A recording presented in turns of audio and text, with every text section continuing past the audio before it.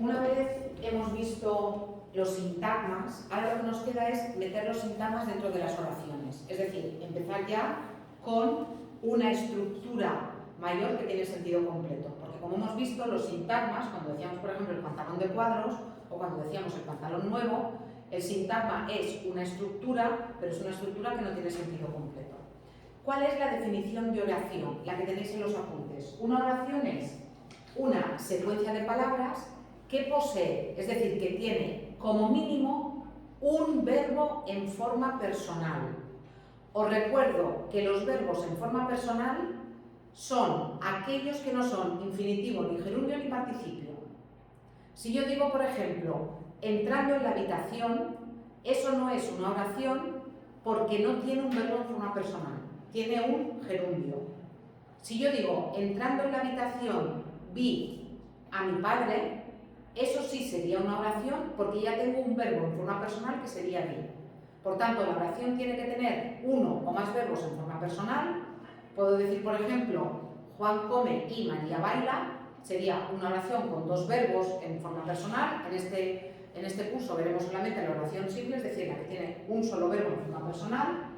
Y además tiene que tener sentido completo e independencia sintáctica. ¿Qué quiere decir? Que no tiene que depender de ninguna otra unidad mayor.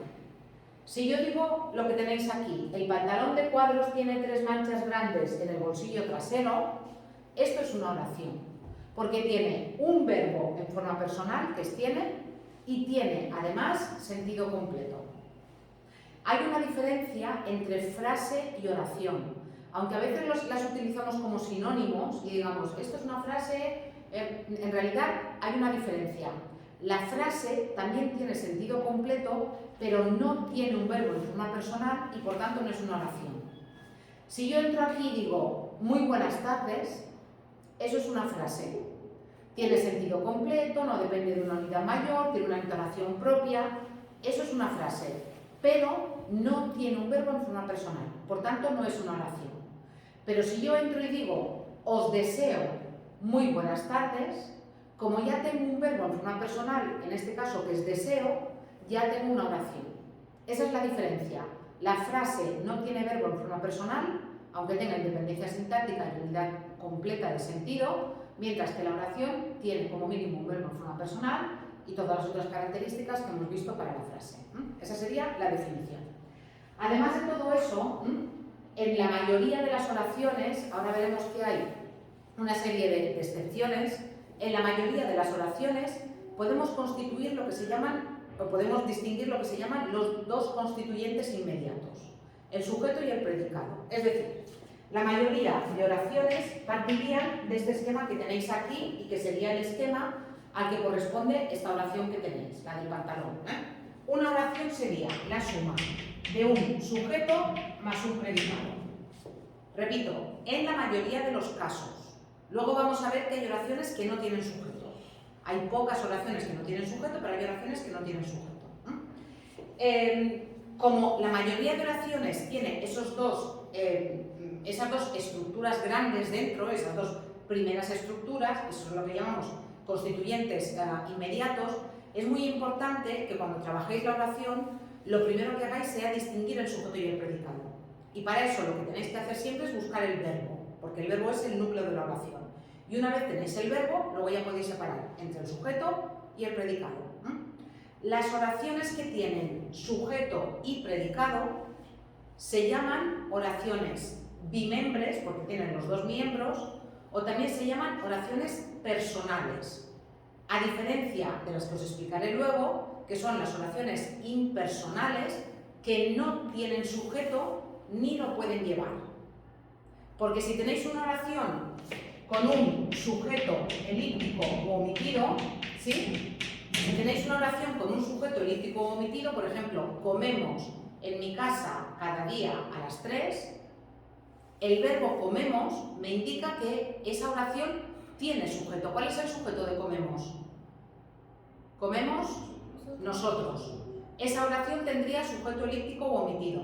Repito, las oraciones que tienen sujeto elíptico o omitido tienen sujeto. Las oraciones que tienen solamente predicado, que las veremos luego, y tienen predicado porque no tienen sujeto ni se les puede poner sujeto, estas serán las impersonales. Estas de aquí serán las bimembres o personales. Repito, porque tienen sujeto y tienen predicado. Iréis viendo que tenéis siempre vídeos de este canal que está muy bien de un profesor.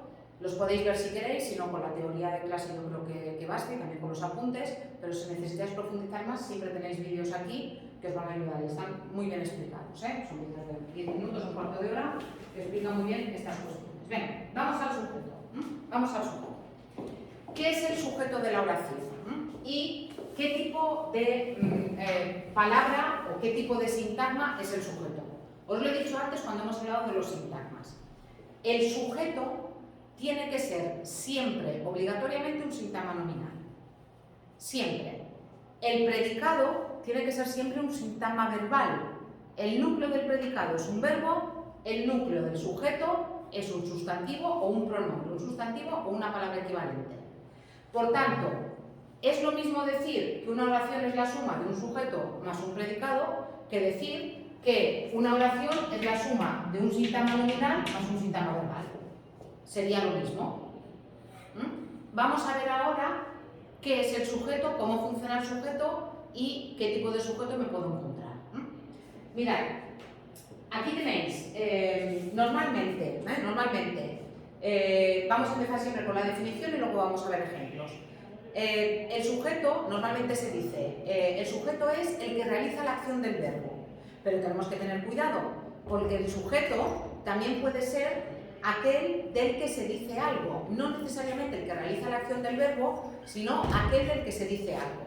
Si tenéis una oración como el tren llega a la estación, aquí el sujeto sería el tren, que es aquello que realiza la acción, ni siquiera tiene por qué ser una persona, puede ser una cosa.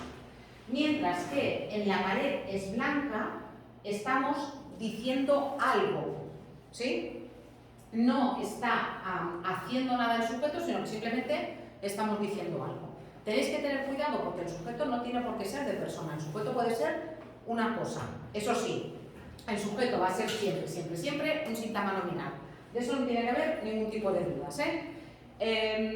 Otra cosa que os quería decir respecto del sujeto, a partir de este esquema que tenéis aquí, que sería el esquema básico, es que aunque yo os ponga aquí que el sujeto va antes del predicado, como tenéis aquí, os he puesto oración, la oración es la suma del sujeto más el predicado, no tiene por qué ser así. El castellano, igual que el catalán, es una lengua que tiene mucha movilidad, a diferencia del inglés. En inglés es siempre sujeto, verbo, complemento. En castellano no, en castellano el sujeto puede estar al final. A mí me gustan las películas románticas. El sujeto puede estar en medio. A la estación el tren llega a las 8, o, lo más habitual, que el sujeto esté delante. Incluso, como os he dicho, nos podemos encontrar con sujetos elípticos o omitidos que ni siquiera están escritos, pero que se deducen del verbo y que también funcionarían naturalmente como sujeto, aunque no estén escritos. Repito, si se le puede poner sujeto, lo tiene, elíptico o omitido. El núcleo del sujeto, como os he dicho, como el sujeto tiene que ser un sintagma nominal, el núcleo del sujeto tiene que ser un sustantivo o un pronombre. Pero cuidado, no todos los pronombres personales sirven como sujeto. Los pronombres de sujeto son yo, tú, él, ella, usted, nosotros, nosotras, vosotros, vosotras, usted, ustedes, ellos y ellas, pero no pueden funcionar como pronombres de sujeto el resto de los pronombres personales. Es decir, no puede ser sujeto me, te, se, mi, contigo, nos, os, lo, la, les. En el ejemplo que tenéis arriba, en a mí me gustan las películas románticas, a mí y me no puede ser sujeto de esa oración, o no pueden ser sujeto de esa oración, ¿por qué? Porque mi es un pronombre que no puede funcionar como sujeto y me es un pronombre que no puede funcionar como sujeto. Para que sean sujeto tienen que ser pronombres personales, que sean yo, tú, él, nosotros, vosotros, ellos, los que os he dicho, y después los otros pronombres que vimos el otro día que repasamos, los pronombres demostrativos, numerales, etcétera, también pueden funcionar como sujeto. Pero los personales que no sean estos que os he dicho, no pueden funcionar como sujeto. Vale, ¿qué más? El sujeto, como os he dicho, puede ir en medio de la oración o puede ir al final de la oración. Y también, como os he dicho, aunque la oración no tenga sujeto escrito, si del verbo yo puedo deducir cuál es el sujeto y se lo puedo poner, me encontraría con una oración que tiene sujeto elíptico o omitido, pero que tiene sujeto. Y lo pondría entre corchetes o entre paréntesis y pondría que es sujeto elíptico o omitido. Aquí tenéis 3 ejemplos. Si yo digo juego al tenis con mi hermano, juego es primera persona del singular y por tanto necesita un sujeto, tiene un sujeto elíptico o omitido que es yo. Tiene sujeto, aunque no esté escrito lo tiene. Has llegado muy tarde a casa, has llegado es segunda persona del singular, por tanto el sujeto sería tú. También elíptico o omitido, pero tiene sujeto. El iremos por la tarde al cine, me encuentro con que iremos es primera persona del plural, es decir, nosotros, y por tanto tendríamos también un sujeto elíptico o omitido. Aquí os he dicho, voy a borrar esto, aquí os he dicho que las oraciones que tienen sujeto y predicado son oraciones que se llaman oraciones personales o bien oraciones que se llaman bimembres porque tienen 2 miembros. Y vuelvo a insistir, que tengan sujeto elíptico o omitido significa que tienen sujeto. ¿Qué ocurre? Que hay unas oraciones, que son las que vienen a continuación, que son las llamadas oraciones impersonales. Impersonales o bien unimembres, que no tienen sujeto ni lo pueden llevar. Fijaos, si yo digo juego por las tardes, en juego por las tardes yo le puedo poner un sujeto que es yo. Pero imaginaos que tenéis esta oración.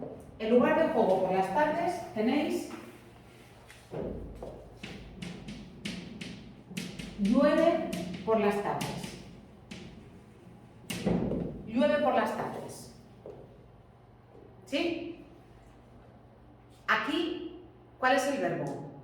¿Cuál es el verbo? Llueve. Llueve. Como sabéis, porque os lo he dicho antes, el sujeto no puede ser otro tipo de sintagma que no sea sintagma nominal. Entonces, por las tardes no puede ser sujeto porque empieza por preposición. Es un sintagma preposicional, por tanto no puede ser sujeto. Aquí, si le tengo que poner un sujeto, tiene que ser un sujeto elíptico o omitido. ¿Qué sujeto le puedo poner al verbo llueve en castellano? ¿Qué sujeto le pongo al verbo llueve? ¿Le puedo poner el llueve? ¿Le puedo poner mi perro llueve? ¿Le puedo poner el cielo llueve? ¿Le puedo poner la nube llueve? El verbo llover en castellano es un verbo de los llamados impersonales porque ni tiene sujeto ni lo puede llevar. En ese caso, normalmente escribiendo, cuando nos encontramos con una oración que no tiene sujeto ni lo puede llevar, la marcamos así, con el símbolo de conjunto vacío. Y aquí lo único que tendríamos sería un sintagma verbal que realiza la función de predicado. Y me encontraría con una oración impersonal, con un solo miembro, en este caso predicado. ¿Me puedo encontrar con una oración que solo tenga sujeto y que no tenga predicado? No, porque entonces ya no sería una oración, ya sería una frase, ¿no recordáis? Si yo tengo un verbo, tengo oración, no tengo frase. Entonces, oración igual a sujeto no existe, pero oración igual a predicado, sin sujeto, sí. Y básicamente hay 3 clases de oraciones que no tienen sujeto ni lo pueden llevar. Mirad, en primer lugar, verbos meteorológicos. Fijaos que en inglés hay que ponerles un it delante. It rains, it snows, ¿a que sí? En inglés hay que ponerle un it, pero en castellano no es necesario ponérselo. Porque en castellano las oraciones impersonales no llevan sujeto. No es que no sea necesario, es que no se le puede poner el sujeto. Entonces, verbos meteorológicos como llover, nevar, granizar, amanecer, atardecer, anochecer, son verbos que no tienen sujeto y que no lo pueden llevar, que por tanto construyen oraciones impersonales.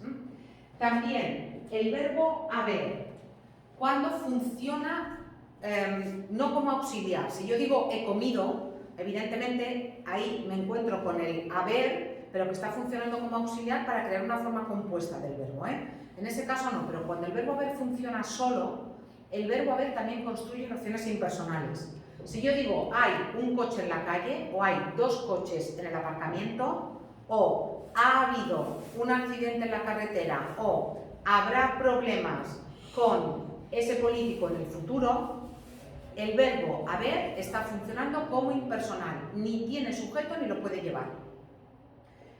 También, en algunos casos del verbo hacer, aquí le suena la comilla, en el verbo hacer, pero cuidado, lo mismo, no como yo hago una tarta cada día, o él hace los deberes en su casa. En ese caso sí que tendría sujeto, pero en expresiones como hace calor, hace frío, hace tiempo, hace 2 horas, ahí el verbo hacer también funciona como impersonal. Y finalmente nos encontramos también con oraciones impersonales en algunos casos de se. Ya veréis que el se va a salir más veces, así como vaya pasando el curso, el se nos va a salir más veces. Pero hay algunos casos de algunas oraciones con se que nos hacen que la oración sea impersonal y que no pueda llevar sujeto. Si yo digo, por ejemplo, yo qué sé, se lava la cara cada día, ahí sí que le puedo poner un sujeto. Él se lava la cara cada día, ella se lava la cara cada día. Pero si yo digo, se vive bien en Mallorca, esa oración no puede llevar sujeto, porque no es él se vive bien en Mallorca. Claro que puedo decir, la gente vive bien en Mallorca, pero ya me he comido el se. En esas oraciones que tienen un sentido general, global, impersonal, de todo el mundo, que aparezca el se impide que haya un sujeto. Por tanto, también son impersonales. Repito, en el caso de las oraciones que solamente tienen predicado, es decir, las impersonales, nos encontraríamos con 3 tipos. Nos encontraríamos con los verbos meteorológicos, llueve, truena, nieva, etc. Nos encontraríamos con las del verbo haber y las del verbo hacer. Os recuerdo, no todas las del verbo hacer, solamente las de hace frío, hace calor, hace 2 horas, etc. Y después nos encontraríamos con las del se, para entendernos en se vive bien en Mallorca. ¿Vale? No es lo más habitual que las del se sean impersonales. Ya veréis que hay muchas oraciones que tienen se y que tienen sujeto, pero sí que las hay que tienen se y que no tienen sujeto. Todo esto es lo que tenéis aquí explicado. Y aquí tenéis también una explicación de las oraciones impersonales. En otro vídeo, con más ejemplos por si lo necesitáis. Si el sujeto es aquello de lo que se dice algo o aquello que realiza la acción, ¿qué es el predicado? Pues el predicado es la acción que realiza el sujeto o aquello que se dice del sujeto. En este caso nos encontraríamos con algo fundamental. Dentro del predicado me tengo que encontrar un verbo. Y ese verbo, y aquí está el truco para reconocer el sujeto, el verbo del predicado, el núcleo del predicado, es decir, el verbo, sí o sí tiene que concordar con el sujeto. Si yo tengo un verbo en plural y gustan es plural, yo necesito un sujeto que sea plural. Por tanto, en realidad, el sujeto es el sintagma nominal que concuerda con el verbo. Y os podéis olvidar de si realizamos la acción, de si decimos no sé qué. El sujeto es el sintagma nominal que concuerda con el verbo.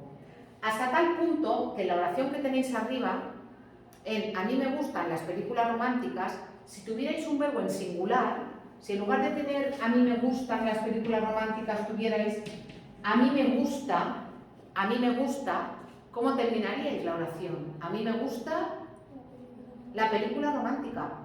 No podríamos decir a mí me gustan las películas románticas. ¿Por qué no? Porque el sujeto tiene que concordar con el verbo. Si yo tengo un sujeto como aquí en tercera persona plural, si tengo un verbo en tercera persona plural, necesito un sujeto en tercera persona plural. ¿Sí? Y ese es el único sistema que no falla. Buscar el verbo y ver qué sintagma nominal de la oración concuerda con el verbo, y si tengo duda, cambio el verbo de número. Si lo tengo en plural, lo pongo en singular. Si lo tengo en singular, lo pongo en plural. Y la parte de la oración que me cambia obligatoriamente, esa parte es el sujeto. Eso es lo que se llama la prueba de la concordancia. Luego haremos ejercicios para practicar todo esto, ¿eh?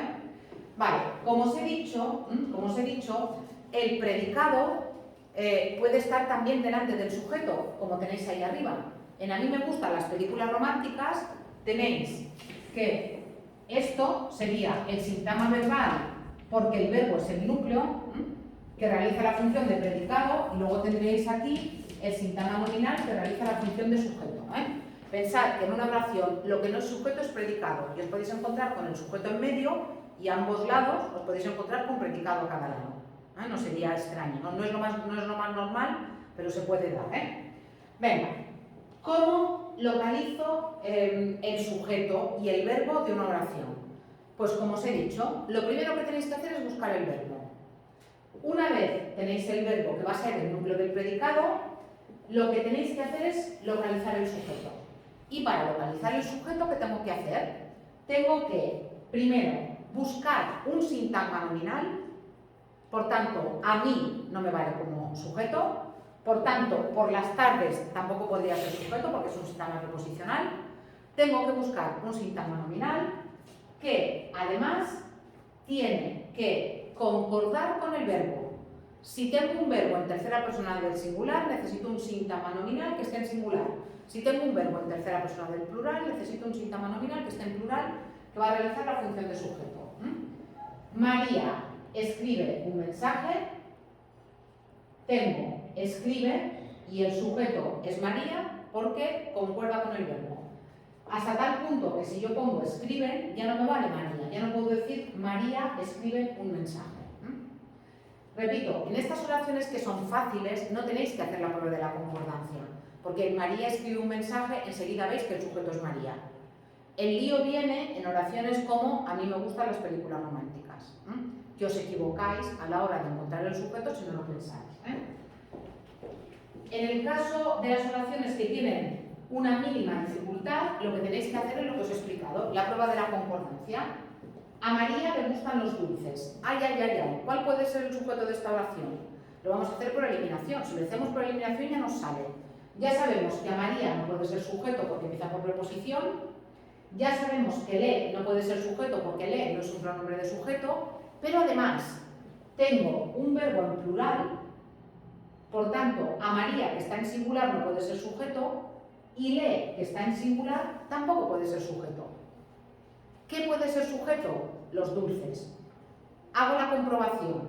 Aquí tengo el verbo en plural, lo pongo en singular. A María le gusta el dulce. La parte de la oración que me ha cambiado cuando he cambiado el verbo es el sujeto. ¿De acuerdo? Eso es lo que se llama la prueba de la concordancia y es la única que no falla nunca. Nunca. Por tanto, buscar sintagmas nominales y buscar sintagmas nominales que concuerden con el verbo. Y si dudáis, cambiáis el verbo. Si está en singular, lo ponéis en plural. Si está en plural, en singular. Y la parte de la oración que os cambia obligatoriamente va a ser el sujeto. ¿Vale? También hay algunos casos en los que funciona, para encontrar el sujeto, pasar la oración a pasiva. De esto hablaremos más adelante en el tema 2 o en el tema 3, cuando hablemos del complemento agente.